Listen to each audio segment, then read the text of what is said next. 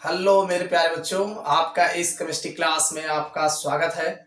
चलिए इस chemistry class में ये देखिए क्लास 11th की केमिस्ट्री क्लास है। अब आप अगर 9th के स्टूडेंट हो या 10th के हो, अगर आपके सिलेबस में यह टॉपिक है तो आप यहाँ से अपनी तैयारी जो है हिंदी मीडियम से कर सकते हैं। तो आज हम इस लेक्चर्स में जो है क्वांटम संख्याएं क्या होती हैं, ये कितने प्रकार की होती है, एक उदाहरण के द्वारा जो है हम इसको ठीक से समझने वाले हैं। तो अगर आप लोग चैनल पर नए हो तो चैनल को सब्सक्राइब कर लीजिएगा और वीडियो को लाइक अवश्य कर दिया करिए। चलिए भाई शुरू करते हैं। आज हम क्वांटम संख्या को ठीक से जानने वाले हैं। मोस्ट इंपॉर्टेंट क्वेश्चन है, आपके एग्जाम में अक्सर जो है क्वांटम संख्याएं पूछे जाते हैं। तो चलिए सबसे पहले देखते हैं कि क्वांटम संख्याएं होती क्या है। पहली बात आपके मन में आता है कि क्वांटम संख्या होती क्या है। भाई अगर कोई व्यक्ति है तो व्यक्ति का निवास स्थान जो होता है, जहां वो रहता है, तो उसके बारे में जानकारी, उसके पते, एड्रेस, जो आपका एड्रेस होता है, पिन कोड होता है, मोहल्ले होते हैं, तो इनके द्वारा एक कंफर्म होता है। ठीक उसी प्रकार से जो इलेक्ट्रॉन्स होते हैं, तो इलेक्ट्रॉन की स्थिति और उनके ऊर्जा स्तर का ज्ञान जो है क्वांटम संख्याओं द्वारा किया जाता है। यानी किसी इलेक्ट्रॉन की स्थिति और उनके विभिन्न ऊर्जा स्तरों का ज्ञान क्वांटम संख्याओं द्वारा किया जाता है। तो इसको आप ऐसे लिख सकते हैं, क्वांटम संख्याओं से किसी इलेक्ट्रॉन की स्थिति तथा उसके ऊर्जा स्तरों का ज्ञान होता है। इतनी बात समझ में आए? यानी क्वांटम संख्या से किसी इलेक्ट्रॉन की स्थिति और उसके ऊर्जा स्तरों का ज्ञान होता है। ये क्लियर हो गया। अब ये जो क्वांटम संख्या होती है, क्वांटम संख्याएं निम्न 4 प्रकार की होती है। यानी जो क्वांटम संख्या होती है ये 4 प्रकार की होती है। चारों को पहले देख लेते हैं। सबसे पहला है भाई, पहला है तो मुख्य क्वांटम संख्या, इसी को अंग्रेजी में प्रिंसिपल क्वांटम नंबर कहा जाता है। और जो मुख्य क्वांटम संख्या होती है इसे स्मॉल n से प्रदर्शित करते हैं। n द्वारा जो है प्रदर्शित किया जाता है, स्मॉल n से। ठीक, इसी तरीके से जो दूसरा है द्विगंशी क्वांटम संख्या, जिसे अंग्रेजी में एजीमुथल क्वांटम नंबर भी कहा जाता है। और ये जो द्विगंशी क्वांटम संख्या होती है इसे स्मॉल l से प्रदर्शित करते हैं। n के बाद यल आता है, तो द्विगंशी क्वांटम संख्या को स्मॉल l से प्रदर्शित करते हैं। और अगला जो तीसरा है चुंबकीय क्वांटम संख्या, जिसे अंग्रेजी में मैग्नेटिक क्वांटम नंबर कहा जाता है। और मैग्नेटिक का पहला अक्षर यम होता है, तो इसे स्मॉल m से प्रदर्शित किया जाता है। और चौथा जो है चक्रण क्वांटम संख्या, जिसे स्पिन क्वांटम नंबर कहा जाता है। और चूंकि स्पिन है तो इसे स्मॉल s से प्रदर्शित करते हैं। तो आप जानते हैं, एक जान रहे हैं कि आपने जाना अभी कि क्वांटम संख्याएं 4 प्रकार की होती है। सबसे पहला मुख्य क्वांटम संख्या, जिसे स्मॉल n से प्रदर्शित करते हैं। दूसरा है द्विगंशी क्वांटम संख्या, जिसे स्मॉल l से प्रदर्शित करते हैं। तीसरा है मैग्नेटिक क्वांटम संख्या, जिसे आप चुंबकीय क्वांटम संख्या बोलते हैं, जिसे स्मॉल m से प्रदर्शित करते हैं। और चौथा है चक्रण क्वांटम संख्या, जिसे स्मॉल s से प्रदर्शित करते हैं, जिसे स्पिन क्वांटम नंबर बोला जाता है। तो ये क्वांटम संख्याएं 4 प्रकार की होती है। इतना समझ में आ गया। अब हम इन चारों क्वांटम संख्याओं को अलग अलग बारी बारी करके एक्सप्लेन करेंगे। तो सबसे पहला हम देखेंगे मुख्य क्वांटम संख्या। सबसे पहले हम बात मुख्य क्वांटम संख्या की करेंगे। तो इसमें आपको लिखना क्या है कि मुख्य क्वांटम संख्या, मुख्य क्वांटम संख्या को स्मॉल n से प्रदर्शित करते हैं। आप जानते हैं जो मुख्य क्वांटम संख्या होती है इसे स्मॉल n से प्रदर्शित करते हैं। ये संख्याएं इलेक्ट्रॉन के कोष जिसे सेल को प्रदर्शित करती हैं, यानी जो मुख्य क्वांटम संख्या होती है ये इलेक्ट्रॉन के उपकोष यानी सेल को ज्ञान कराती है, सेल को प्रदर्शित करती है। n का मान सदैव 0 के अतिरिक्त, भाई जो n का मान होगा वो 0 नहीं होगा, 1 2 3 या डॉट डॉट करके होगा।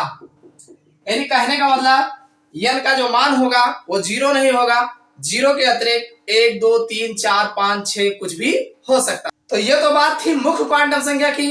अब हम दूसरी देख लेते हैं, द्विगंशी क्वांटम संख्या। तो जब आप द्विगंशी क्वांटम संख्या को बताओगे तो इसको भी सबसे पहले बताओगे कि द्विगंशी क्वांटम संख्या को द्विगंशी क्वांटम संख्या को स्मॉल n से प्रदर्शित करते हैं। पहली बात तो यही बताएंगे कि किससे प्रदर्शित कर रहे हैं। यह परमाणु में इलेक्ट्रॉन की उप ऊर्जा स्तर, और इसी उप ऊर्जा स्तर को उपकोष कहा जाता है। क्या कहा जाता है? उपकोष। जैसे इसे कोष कहा गया वैसे इसको जो है उपकोष कहा का ज्ञान कराती हैं। यानी जो द्विगंशी क्वांटम संख्या होती है ये इलेक्ट्रॉनों के उपकोष का ज्ञान कराती है। दूसरी बात क्लियर हो। अब ये जो L का मान होता है, L का मान मुख्य क्वांटम संख्या n के मान पर निर्भर करता है। भाई जाहिर सी बात है जो आपका L का मान होगा वो n के मान पर ही निर्भर करता है। इसका मान n बराबर 0, L बराबर 0 से लेकर n-1 तक होता है। इतनी बात समझ में आई कि नहीं? देखो ये कैसे होता है कि मान लीजिए n बराबर 1 अगर आपने लिया है तो L की वैल्यू अगर आप देखोगे तो 0 होगा। अगर आपने n का मान 1 लिया है तो L की वैल्यू 0 होगी। अगर आपने n का मान 2 लिया है तो L की वैल्यू 0 और फिर 1 होगा। इतनी बात समझ में आई कि नहीं? कहा गया है भाई L बराबर 0 से लेकर स्टार्ट होगा और n-1 तक होगा, यानी जितना हमारा n होगा उससे 1 कम होगा। जैसे n बराबर आपने 2 लिया है तो L का मान 1 ही था, अरे 2 में से 1 घट जाएगा तो 1 ही तो बचेगा, तो 0 और 1 हो जाएगा। समझ में आई बात? इसी तरीके से अगर आप n की वैल्यू 3 लेते हैं तो L की वैल्यू जो हो जाएगा 0 1 2 1 2 3, अगर काउंट करोगे 3 जगह ये है 3 हो ही गया। इसी तरीके से अगर n की वैल्यू आप 4 लेते हैं तो L की वैल्यू 0 1 2 3 1 2 3 4 हो गया। समझ में आई बात कि नहीं? भाई L का मान n के मान पर निर्भर करता है। इतनी बात क्लियर हो गई। चलो अब तीसरा देख लेते हैं। तीसरा है हमारा चुंबकीय क्वांटम संख्या। तो भाई चुंबकीय क्वांटम संख्या की बात हो रही है तो आप जानते हैं चुंबकीय क्वांटम संख्या को भाई स्मॉल m से प्रदर्शित करते हैं। भाई चुंबकीय क्वांटम संख्या जो होती है स्मॉल m, भाई मैग्नेटिक का पहला अक्षर m है इसलिए m कहा गया, यानी स्मॉल m से प्रदर्शित करते हैं। अब m से प्रदर्शित करते हैं और इससे हमें पता क्या चलता है, तो इससे कक्षकों का ज्ञान होता है, यानी कितने कक्षक इन्वॉल्व हो रहे हैं इसका पता हमें इससे चलता है। या आप कह सकते हैं कि अभिविन्यास का पता चलता है, या ब्रैकेट में अभिविन्यास ओरिएंटेशन, जिसे हम ओरिएंटेशन अंग्रेजी में बोलते हैं, यानी कक्षकों का अभिविन्यास, यानी किस प्रकार का विन्यास है, किस प्रकार का हमारा कक्षक है, इसके बारे में जानकारी मिलती है। अब एक चीज और है, ये जो m का मान है वो L के मान पर निर्भर करता है। देखिए इसमें एक दूसरे पर ही डिपेंड है, ये L का मान N के मान पर निर्भर करता है, तो इसी तरीके से m का मान जो होगा L के मान पर निर्भर करता है। तो आप लिख सकते हैं इसका मान द्विगंशी क्वांटम संख्या के L के मान पर निर्भर करता है। यानी जो हमारा चुंबकीय क्वांटम संख्या यम है, यम का मान यल के मान यानी द्विगंशी क्वांटम संख्या के मान पर निर्भर करता है। किसी यल के लिए एम का मान प्लस यल से लेकर माइनस एल तक होता है। भाई सीधी सी बात है, जो यल के लिए यम का मान होता है वो प्लस यल से लेकर माइनस यल तक होता है। कैसे होता है? देखो आप जानते हैं अगर यल बराबर 1 होगा तो यम की वैल्यू जो होगी वो -1, 0 और +1 होगा। बात समझ में आई? भाई यल का मान अगर 1 है तो यम का जो मान होगा -1, 0 फिर +1 होगा। इसी तरीके से अगर यल की वैल्यू 2 है तो यम की वैल्यू होगी वो जो है -2 फिर -1 फिर 0 फिर +1 और +2 होगा। इस तरीके से अगर मान लीजिए कि यल की वैल्यू 0 है तो यम की वैल्यू जो होगा इसका मान जो होगा 0 ही होगा। बात समझ में आएगी नहीं? भाई यल का मान अगर 0 है तो यम का मान 0 होगा, यल का मान 1 है तो यम का मान माइनस और प्लस दोनों मिला के होगा और साथ में 0 तो होगा ही होगा। इसी तरीके से यल बराबर अगर 2 है तो यम बराबर -2, -1, 0, +1, +2 इस तरीके से इसका मान होता है। तो इतना समझ में आ गया होगा। अब जो हमारा अगला है चक्रण क्वांटम संख्या। भाई आप जानते हैं चक्रण क्वांटम संख्या चौथा है हमारा। चक्रण क्वांटम संख्या को हम स्मॉल s से प्रदर्शित करते हैं। आप लिख सकते हैं चक्रण क्वांटम संख्या को स्मॉल s से प्रदर्शित करते हैं, यानी जो हमारा स्पिन क्वांटम नंबर होता है स्मॉल s से प्रदर्शित करते हैं। यह इलेक्ट्रॉन के चक्रण की दिशा को प्रकट करता है, यानी जो इलेक्ट्रॉन की चक्रण की दिशा है उसके बारे में बताता है, यानी उसको प्रकट करता है। अब जो ये इलेक्ट्रॉन है, इलेक्ट्रॉन की दिशा, भाई इलेक्ट्रॉन की चक्रण की दिशा दक्षिणावर्त अथवा वामावर्त हो सकती है, यानी जो हमारा इलेक्ट्रॉन है वो दक्षिणावर्त क्लॉकवाइज रोटेशन, वामावर्त एंटी क्लॉकवाइज रोटेशन किसी में भी हो सकता है। किसी यम के लिए यस का मान +1/2 से लेकर -1/2 तक होता है।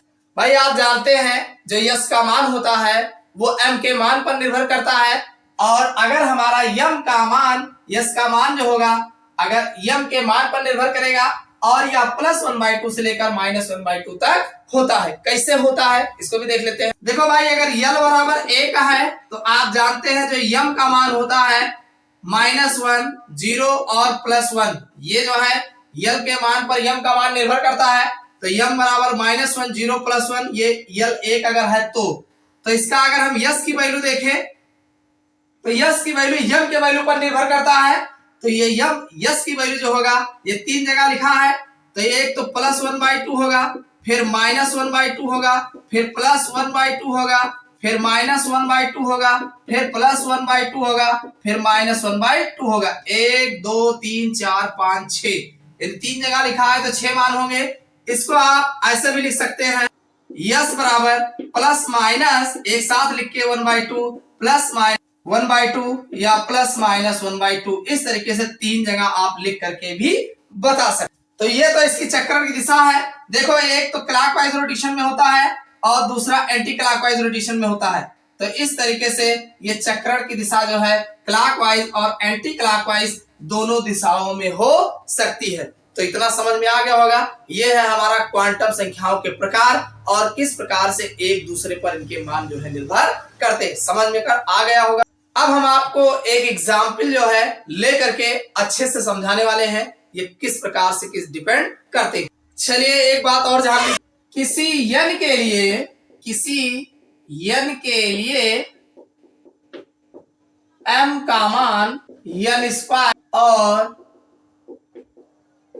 किसी n के लिए s का मान 2n स्क्वायर होता है। इस बात को आप दिमाग में रख लीजिएगा कि किसी n के लिए जो हमारा n का मान होता है, भाई n के लिए m का मान, जो हमारा m का मान होता है वो n स्क्वायर होता है, और अगर हम n के लिए s का मान की बात करें तो हमारा 2n स्क्वायर होता है। कैसे होता है इसको भी हम बाद में प्रूव कराएंगे। पहले आप एक एग्जाम्पल देख लीजिए। जैसे मान लीजिए हमारे पास n बराबर 3 दिया हो, n बराबर 3 दिया है, तो इसके हम चारों क्वांटम संख्याओं के मान को निकालना हम आपको बताएंगे। कैसे? देखो n बराबर 3 होगा तो n बराबर 0 1 2 होगा, 1 2 3 हो गया ना भाई। n बराबर 3 तो n बराबर 0 1 2 हो गया, 3 1 2 3 जगह लिखा है ना भाई। l का मान n-1 तक होता है, तो n हमारा 3 है, तो घटा दोगे 2 ही तक तो जाएगा और 0 होता ही होता है। अब अगर l बराबर 0 लेते हैं तो m बराबर भी हमारा 0 होगा। अगर l बराबर 0 लेंगे तो m बराबर 0 होगा, तो s का मान जो इसका होगा ±1/2 होगा। बात समझ में आई? एक प्लस में होगा और एक माइनस में होगा। इसी तरीके से अगर l बराबर हम 1 लेते हैं तो हमारा m बराबर -1, उसके बाद 0, उसके बाद +1 होता है। तो यस का मान जो हमारा इसका होगा भाई 3 जगह लिखा है, तो 3 जगह 1/2 ±1/2 ±1/2 हो गया। ठीक, तो ये 3 जगह हो जाएगा। इतना समझ में आया? इसी तरीके से अगर l बराबर हमारा 2 होगा तो m का मान -2 -1 0 +1 और +2 होगा। और इसका जो यस का मान होगा भाई जितनी जगह लिखा हो 1 2 3 4 5 जगह, तो 5 जगह हम ±1/2 करके लिखेंगे। तो ये हो जाएगा ±1/2 ±1/2 ±1/2, उसके बाद ±1/2 1 2 3 4, एक और लिख देते हैं ±1/2। तो इतने मान जो है n के मान पर निकल के आएगा।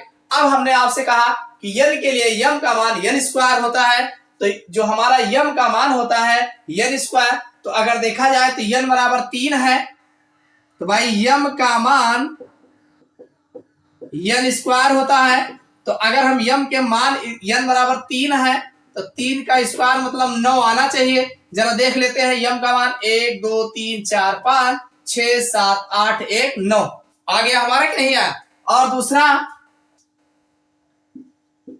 यस का मान जो होता है वो हमारा 2n स्क्वायर होता है, 2n स्क्वायर होता है। इसको यानी n का वैल्यू 3 है, तो ये हो जाएगा 2 और ये स्क्वायर, तो 3 त्रिका 9 9 दूनी 18। जरा देख लेते हैं यस का मान 18 आया है कि नहीं आया है, तो देख लो 1 2 3 4 5 6 7 8 9 और 9 दूनी 18। भाई 9 प्लस में होगा और 9 माइनस में होगा, तो हमारा 18 आ जाएगा। तो इस तरीके से जो है हम क्वांटम संख्याओं के मान जो है निकाले जाते।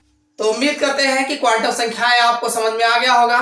तो इस लेक्चर में बस इतना है। अगर वीडियो समझ में आया हो तो लाइक अवश्य करिएगा, और चैनल पर नए हो तो सब्सक्राइब कर लेना। फिर मिलते हैं अगले लेक्चर्स में किसी नए टॉपिक के साथ।